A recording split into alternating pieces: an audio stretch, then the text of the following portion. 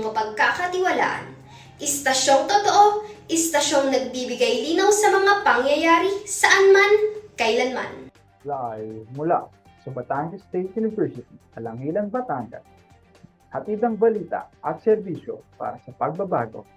Walang hinihilingan, walang pinababayaan. Ito ang Civil Patrol. Sa ulo ng mga nagbabagang balita, debris mula sa rocket launch ng China na posibleng bumagsak sa Pilipinas.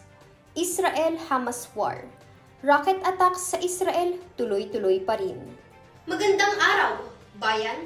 Simulan natin ang balitaan sa mga debris mula sa rocket launch ng China na posibleng bumagsak sa Pilipinas. Nag-uulat si Nathaniel Cueto para sa buong detalye. Nathaniel? Yes, Denise. Nagbabala ang National Disaster Risk Reduction and Management Council o NDRMC sa posibleng pagbagsak sa ilaga ng Luzon ng mga debris galing sa pinakawalaang rocket launch ng China. Ayon sa NDRMC, sa dagat malapit sa Burgos, Ilocos Norte at Santa Ana, Cagayan, posibleng bumagsak ang mga debris ng Long March 7A. Naisagawa ang rocket launch pasado alas 10 ng gabi nitong ika-4 ng Nobyembre sa spacecraft launch site sa Wenshan, Hainan. Pero mababa naman daw ang posibilidad na magdulot ito ng anumang pinsala sa kalupaan. Ngunit nakalerto pa rin ang Provincial Government Cagayan dahil maaari pa rin ito makadulot ng pinsala sa mga aeroplano, barko at maliliit na bangka. Ako si Nathaniel Cueto ng Civil Patrol, nagbabalita ng balitang lokal. Ngayon naman ang himako tayo sa Isuting International tungkol sa issue ng hidwaan sa Israel at Hamas. Para sa buong detalye, Francine Enriquez nag-uulat. Francine? Andre, patuloy pa rin nga ang pag-atake ng grupo sa Israel na iniinda ng ilan nating kababayan roon.